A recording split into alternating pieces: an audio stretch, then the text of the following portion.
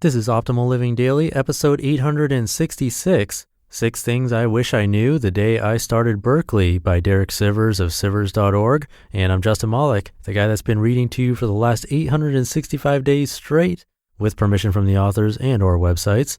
And it's with major help from sponsors like Design Crowd. If you need a design, you can create a contest model and get a bunch of submissions, have them revised to your liking, and then award the winner. Try it out for a special $100 VIP offer for our listeners. Check out designcrowd.com/living to learn more and save up to $100 when you start your next project. That's designcrowd.com/living, DESIGNCROWD.com/living, or simply enter the discount code LIVING when posting a project on Design Crowd. Now, today's post is from Derek Sivers, and this is actually a transcript of a talk he gave to incoming first-year students at Berklee College of Music in Boston. He gave this talk 10 years ago, back in 2008. I'll try to do it justice. So with that, let's get right to it and start optimizing your life. 6 Things I Wish I Knew the Day I Started Berklee by Derek Sivers of Sivers.org. Number 1, focus, disconnect. Do not be distracted. My favorite part of the movies is the training sequence, where a young Bruce Wayne, Neo, or Kung Fu Panda goes to a remote location to be trained relentlessly, non-stop, past all breaking points until they emerge as a master. The next few years can be your training sequence if you focus. Unfortunately, you're not in Siberia. You're surrounded by distractions. You're surrounded by cool, tempting people, hanging out casually, telling you to relax. But the casual ones end up having casual talent and merely casual lives. Looking back, my only Berklee classmates that got successful were the ones who were fiercely focused, determined, and undistractable. While you're here, presidents will change, the world will change, and the media will try to convince you how important it all is. But it's not. None of it matters to you now. You are being tested. Your enemy is distraction. Stay offline, shut off your computer, stay in the shed. When you emerge in a few years, you can ask someone what you missed, and you'll find it can be summed up in a few minutes. The rest was noise you'll be proud you avoided. Focus, disconnect, do not be distracted. This is your number one most important challenge. If you master focus, you will be in control of your world. If you don't, it will control you. Number 2, do not accept their speed limit. You don't get extreme results without extreme actions. Berklee classes set a pace the average student can keep. If you want to be above average, you must push yourself to do more than required. There's a martial arts saying, quote, "When you are not practicing, someone else is. When you meet him, he will win," unquote. If you're a writer, you should not only write a song a week, but spend twice as long improving it as you do writing it. Inspiration is a good start, but it's the diligence to make every note and every word perfect that'll really set you apart. Luckily, when I was 17, a few months before starting Berklee, I met a man named Kimo Williams who used to teach at Berklee and convinced me that the standard pace is for chumps. In just 3 intensive lessons, he taught me 3 semesters of Berklee harmony. So on opening day, I started in harmony 4. In 1 intensive lesson, he taught me the whole semester of arranging 1. Then I learned I could buy the book for a course I wasn't enrolled in and do all the examples myself without even needing to attend the class. I could approach the department head and take the final exam for full credit. I did this for all the other requirements like arranging 2 and traditional counterpoint classes. I graduated Berklee in 2.5 years. Do not accept their speed limit. Blow away expectations. Number 3, nobody will teach you anything. You have to teach yourself. When I first arrived at Berklee, I was disappointed. My teachers weren't teaching me. I almost dropped out.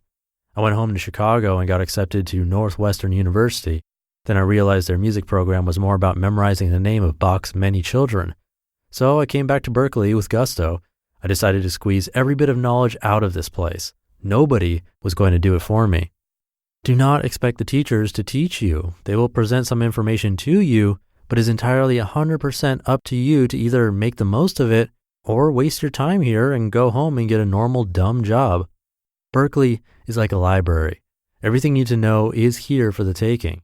It's the best possible environment for you to master your music. But nobody will teach you anything. You have to teach yourself. Number 4, learn from your heroes, not only theirs. When I was here, I wanted to be a great songwriter, among other things.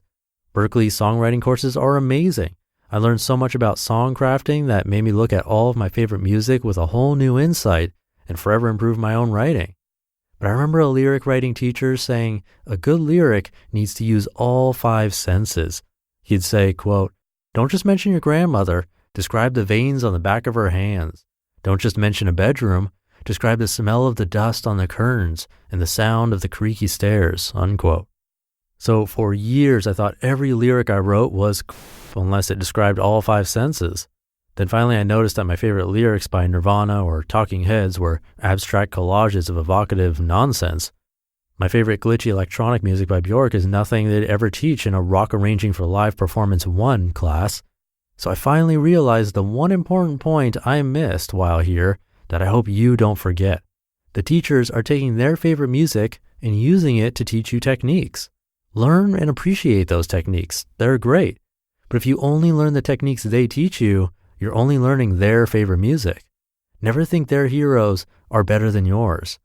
You'll hear a lot about the greats, but whatever you love is great too.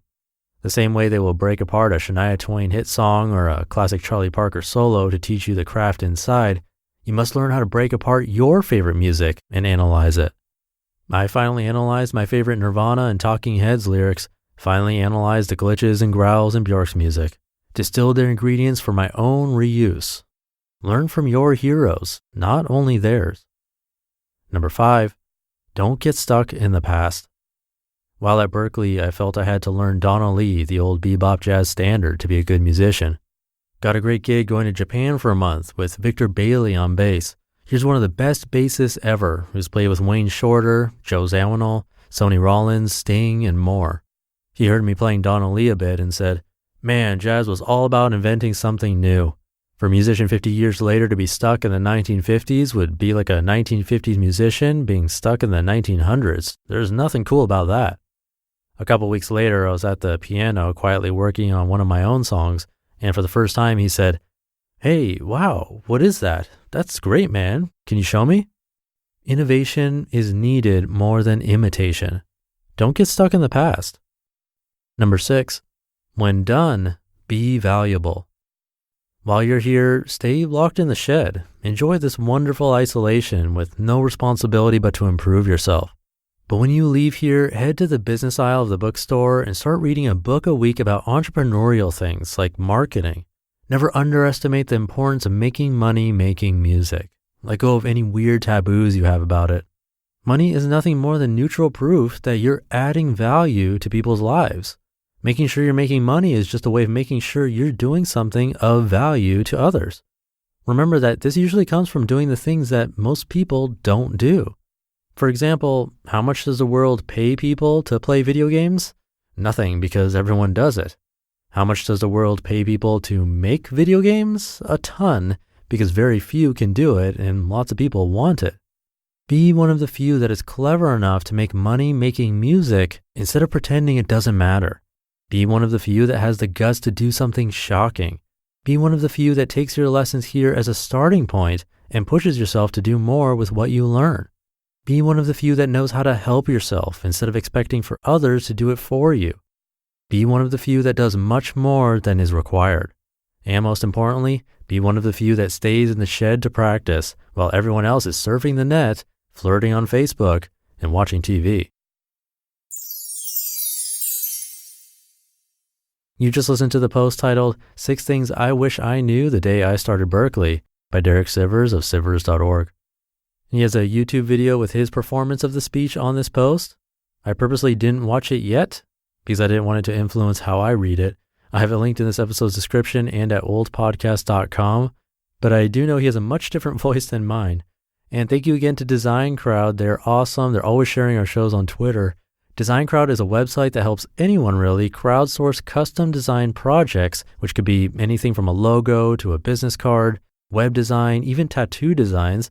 And it's like a contest. You'll get a bunch of submissions, and within hours, you'll receive your first design. Then over the course of 3 to 10 days, a typical project will get 60 to 100 or more designs.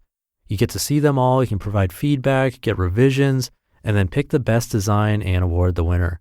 For a special $100 VIP offer for our listeners, check out designcrowd.com/living to learn more and save up to $100 when you start your next project. That's designcrowd.com/living, DESIGNCROWD.com/living, or simply enter the discount code LIVING when posting a project on Design Crowd. And that should do it for today. Thank you for listening and being here and for subscribing to the show. Have a great rest of your day, and I'll be back tomorrow where your optimal life awaits. Hey, this is Dan from the Optimal Finance Daily podcast, which is a lot like this show, except more focused on personal finance. Justin handpicks the best posts he can find from blogs and authors like Ramit Sethi, Mr. Money Mustache, and more, and I read them to you 5 days a week. So if you enjoy this podcast, come on over and subscribe to Optimal Finance Daily too. And together, we'll optimize your financial life. You've been listening to Optimal Living Daily. Be sure to hit the subscribe button to stay up to date on each new episode, and head to oldpodcast.com. That's OLDpodcast.com for a free gift, as well as more actionable tips and resources to help you maximize your potential. Thanks for joining us, and remember, your optimal life awaits.